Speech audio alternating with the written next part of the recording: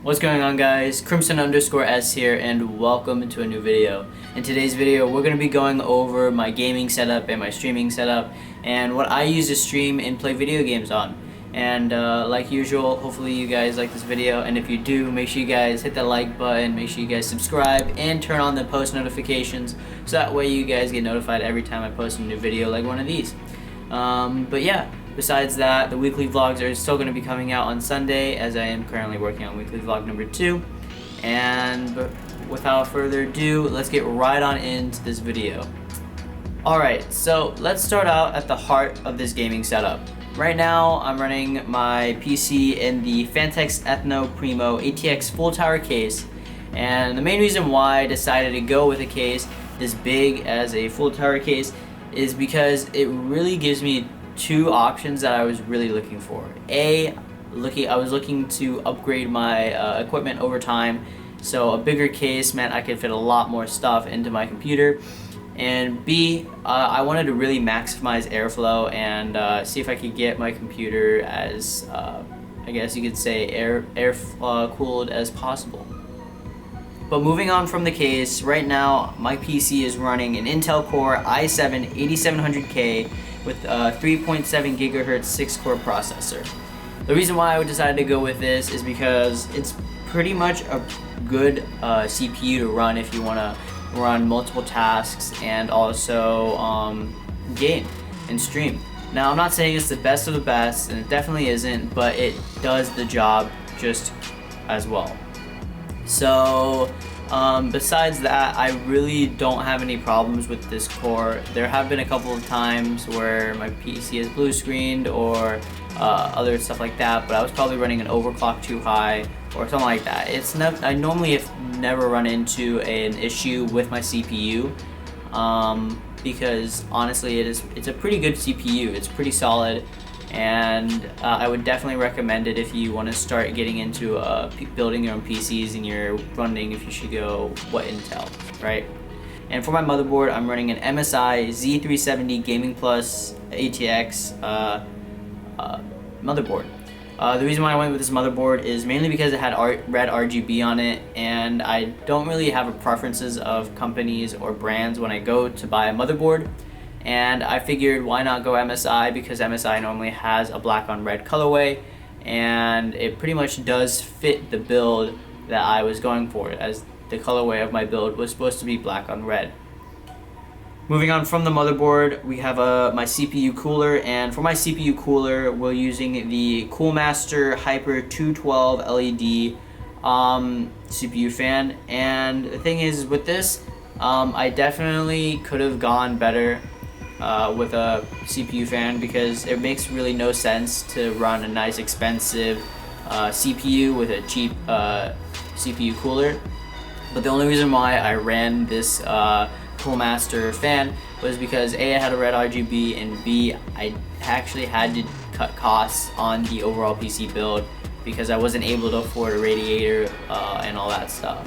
So moving on from the CPU cooler, we have my RAM or memory, and for my memory I'm running a Team Vulcan 16GB 2x8GB DDR4 RAM slots. So that means I have 4 memory cards that are all running 16 gigabytes on it for a total of 64 gigabytes in RAM.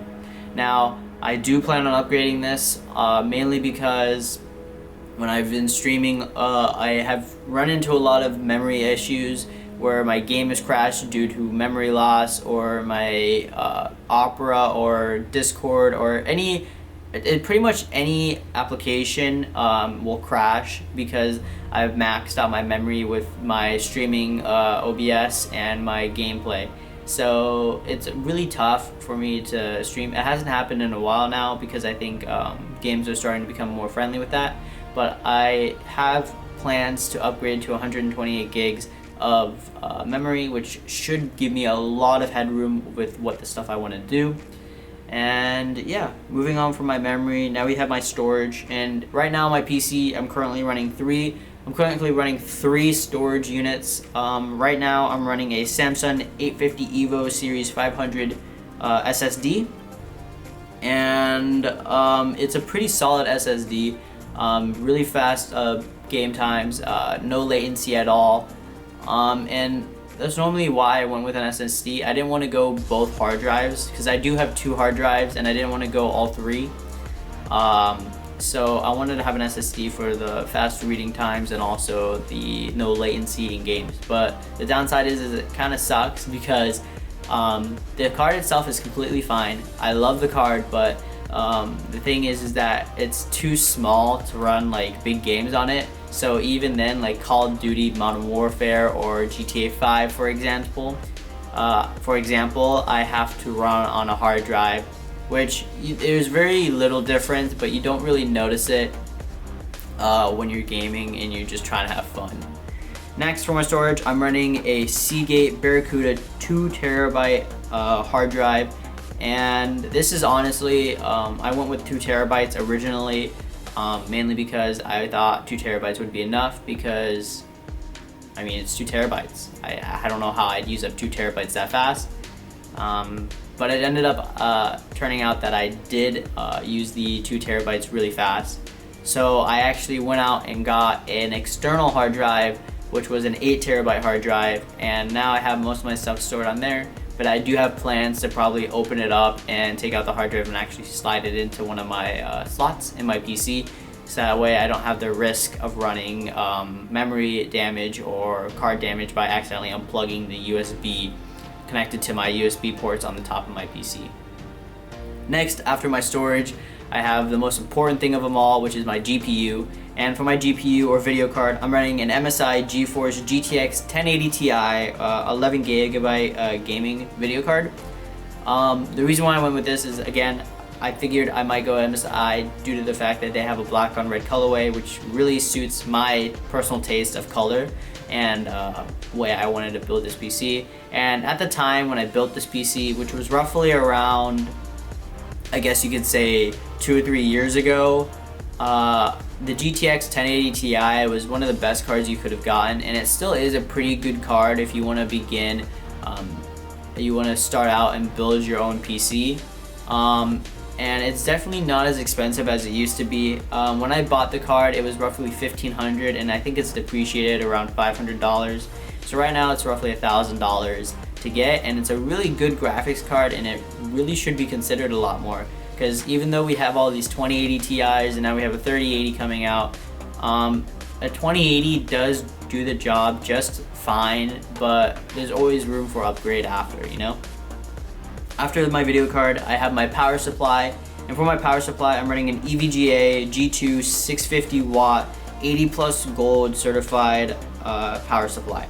The reason why I went with this power supply is mainly because it gives me a lot of headroom with what I want to do and upgrade, and it doesn't really require a lot of maintenance, if that makes sense.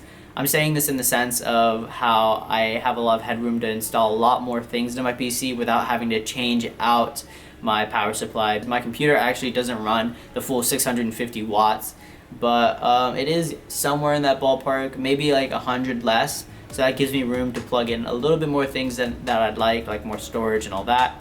But like I said, I do plan to upgrade all of these in the future. And yeah. Moving on from my power supply, I also have a wireless network adapter. The wireless network adapter I'm running is the TP-Link Archer T9E Wi-Fi adapter, and the reason why I ran this is because my cousin actually uses it in his gaming PC, and he said it's pretty good and it's pretty solid, so I figured I might as well run it, and so I do. Now, there is one thing that you guys might be asking in the comments is, why are you running a Node and a Wi-Fi adapter at the same time? And the simple answer to that is mainly because originally I did have the Wi-Fi adapter and I didn't have the nodes. So the Wi-Fi adapter does work pretty solid. It's not as good as the Node. And the node that I am running is the Linksys VLOP system nodes, and it is honestly a really good node.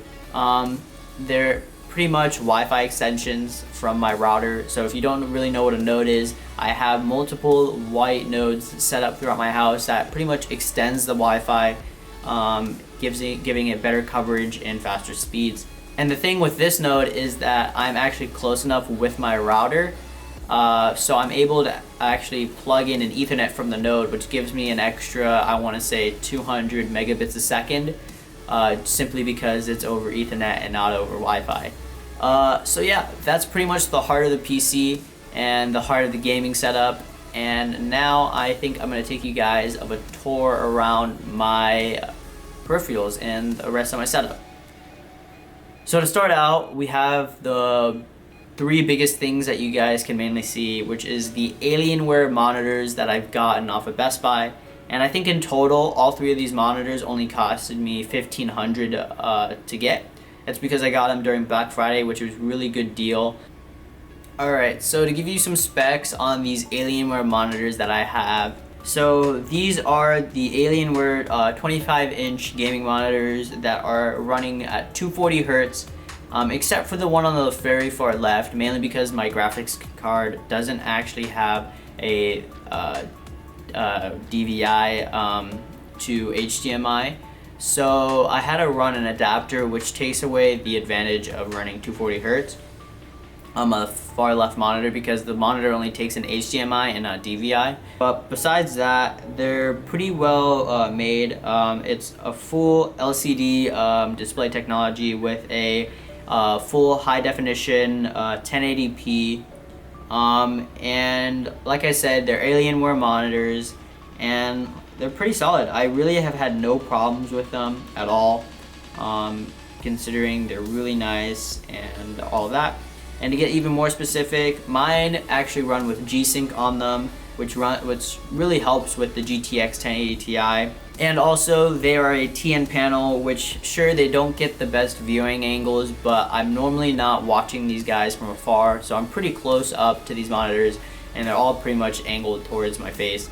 So I really have no problems with the viewing angles, but at times when I'm walking away or I'm across my room, you can definitely see a distortion in color and all that. So if you're planning on having a setup where your monitors are a little bit farther away from you and they're not really pointing at your eyes, you should probably not run TN. You probably run the IPS panels, which will probably be way better. The bezels on these monitors are actually very, very minuscule. You really can put a lot of these monitors together and have next to zero bezels, except for the big bezel on the bottom. But besides that, it's a really nice monitor, and I really don't regret buying these, and I think it's worth every penny that I paid, even though it was on discount, so that's why it's worth every penny I paid. Moving on, I have my keyboard, and for my keyboard, I'm running the Razer Black Widow Chroma V2 model. This model comes with a nice little padded wrist, I guess add-on you could say, for your wrist. And you can definitely tell that I've been using this keyboard for a long time. As you can see, the foam and padding for my wrist is actually wearing out, and I still use it because it still does the job just as fine. But yeah, I do love this keyboard. It's a solid keyboard. It's been through a lot of rages and a lot of smacks and just a lot of bangs. But it's still somehow held up, and every single button on it works. So it's completely fine and it's awesome. I'm surprised it still works at this point, but yeah, it's a pretty solid keyboard, and I know a lot of people do use it, so that's the main reason why I went with it. For my mouse, I'm using the Razer Mamba Tournament Edition mouse, wire edition, and the reason for this is because at the time it was also one of the really nice mouses that someone could get, and it also does fit my hand pretty well. The only downside of it as of right now is that my scroll wheel is a little broken, and it's been broken for some time, but the thing is it really doesn't bother me because you can still push the scroll wheel from left to right to scroll up and down instead of having to move it with your fingers. Besides that, the mouse is actually very customizable.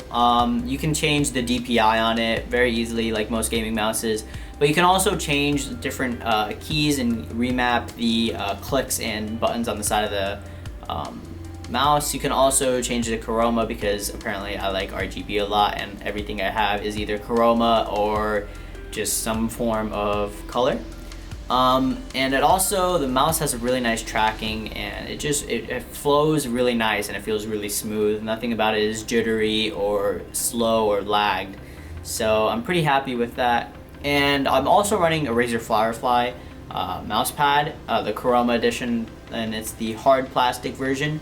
I don't have it under my mouse right now. Instead, I have it kind of behind my monitor because I was using it for the longest time, but I was finding that I was running out of mouse pad. So I got this mouse pad cover to go over my table, which actually came with the table at the time. I just didn't use it, but now I do.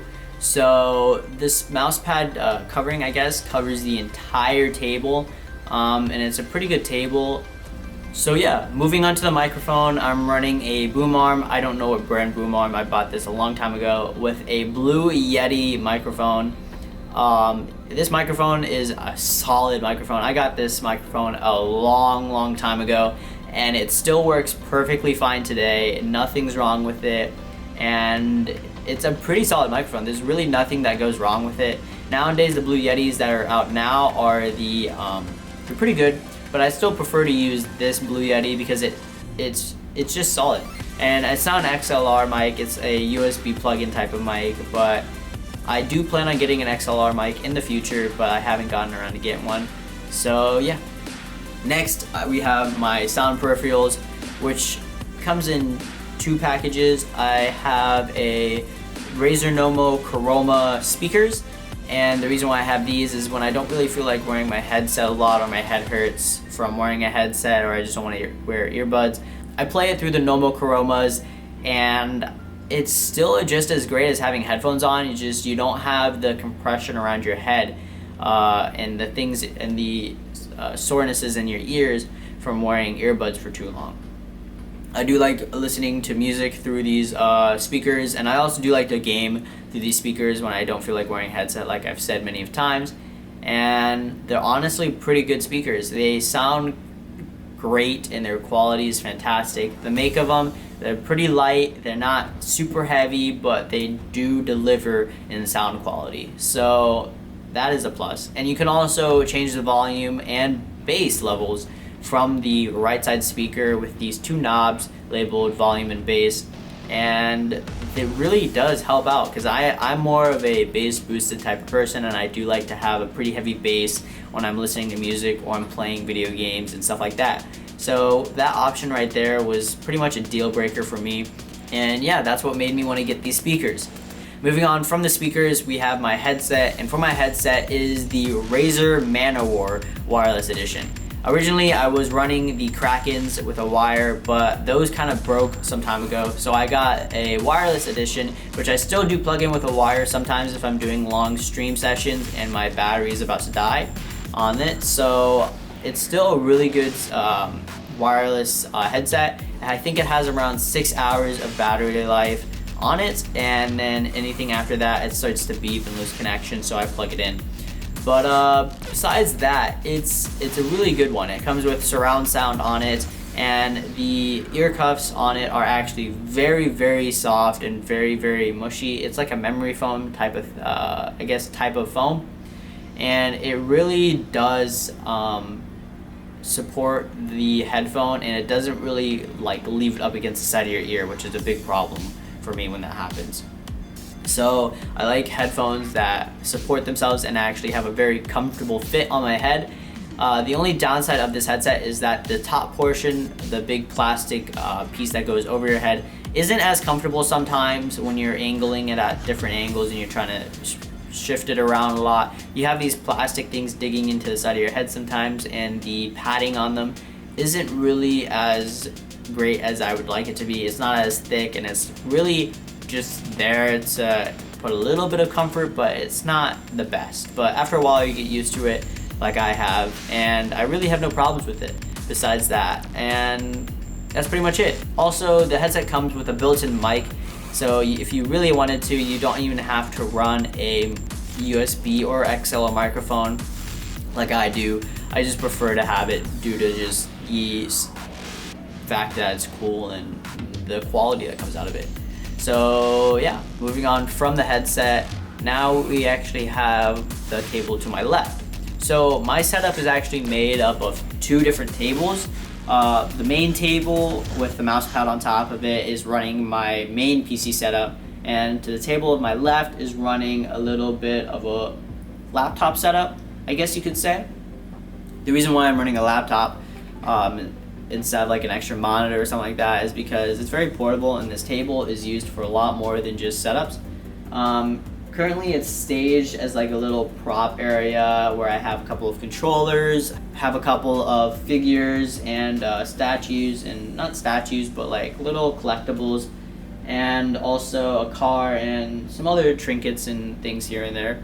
But besides that, I mainly run this laptop and I use this for school. I don't like to use my main setup for school, to be quite honest, because don't get me wrong, the setup is made for a productivity and gaming standpoint, but it's more gaming than productivity. So my laptop just has an easier time running tasks a lot better that aren't as game heavy compared to my PC. But besides that, I'm running a 2016 Razer Blade 15-inch model or 14-inch model. It's one of those. Whatever model came out in 2016, and it's been a pretty solid computer with me. It's stayed for a long time, and it all still works perfectly fine. And I do still occasionally game on it here and there when I'm traveling around places. But yeah, I don't know. I think I'm gonna change out this PC pretty soon, probably later this year or next year, and get another laptop. But I don't know which one to get. I'm going between a Razer Blade, a new one, or a MacBook Pro for mainly just a productivity, and I don't really care for gaming because hey, it's a laptop. It's only for productivity and portability. So yeah, maybe you guys could leave a comment down below saying which one you guys would prefer, either a Razer Blade as a new laptop or maybe get one of the new MacBook Pros.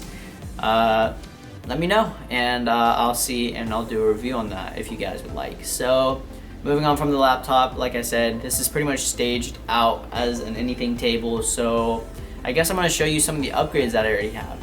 So some of the upgrades that I already have are a new RAM, new power supply, motherboard, and of course CPU cooler. I told you I had to cheap out on the first time, but now I'm not. So this upgrade that I have going is mainly trying to upgrade to the new 30 series graphics card, specifically the 3080. But I know that's probably not going to happen anytime soon, considering every time those things go on sale, they get sold out literally within minutes. So yeah, to start out with the upgrades that I do plan to install into my PC soon, we're going to start with the motherboard. And for my motherboard, we have the MSI MPG Z390 Gaming Pro. It's the Carbon ATX motherboard, and it honestly is a pretty solid motherboard. I mainly went with this motherboard because it runs with the PCIe 4 gen sockets on it. After the motherboard, we have the CPU cooler that, like I said, I did cheap out on before, but now I'm actually more fortunate to afford a better CPU cooler. For the CPU cooler that I'm gonna run, it's gonna be the NZXT Kraken X73 liquid CPU cooler or radiator. And the main reason why I went with this is because, like I said, I do have a full tower case, and honestly this radiator has done so good in a lot of builds, and it's been recommended to me by a lot of friends and family. So I've honestly just listened to what they've told me, and it sounded pretty good. So I decided to buy it and upgrade it into my PC. Alright guys, moving on to my RAM. I'm running the G.Skill Triton Z RGB 128GB 4x32GB configuration RAM. And the main reason why I'm running this type of RAM and this much RAM is mainly because like I said, I've run into a lot of problems trying to stream and running out of memory. So I feel like 128GB is going to give me a lot more headroom when it comes to streaming and running multiple applications and doing a lot of tasks at one time, rather than having to wait for my RAM to sort itself out and crash.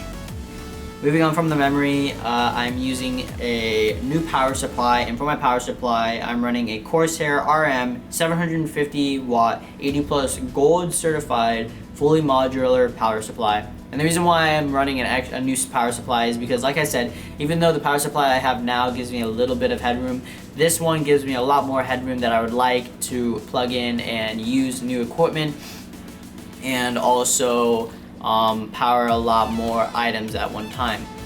After my power supply, I plan on getting a new video card.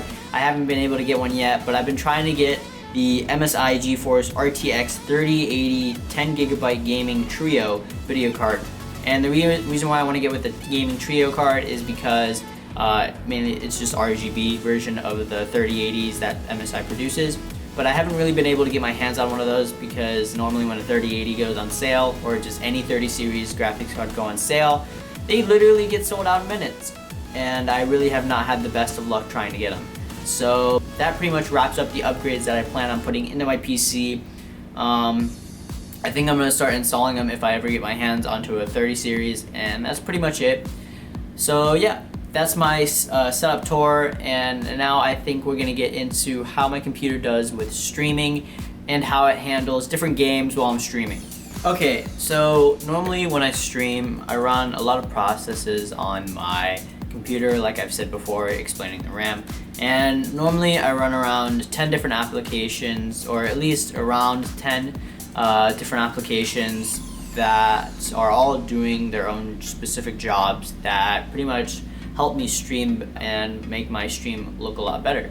So to start off, a lot of people do ask me what streaming, I guess you could say editor or service I use. And I stream off of Streamlabs OBS, and I also use Streamlabs to keep track of my follows, donations, subscribers, and all that. But yeah, besides that, I also do run a sound changer for my microphone, but this only changes the levels of the microphone itself. It doesn't change anything like compression or noise reduction or anything like that. All that stuff actually is handled in Streamlabs with filters that you can apply to the microphone, which actually do a really good job keeping the keyboard out of my microphone and only hearing my voice. But yeah, moving on to my next couple of applications that I keep open. Depending on what game I'm going to play, I normally play Call of Duty Modern Warfare usually. So normally I'll keep open the Battle.net launcher just in case if I have to update the game quickly, or if I have other people trying to join me or messaging me on the launcher. Besides that, I also have the game that I'm playing open, which is normally Call of Duty Modern Warfare, like I've said.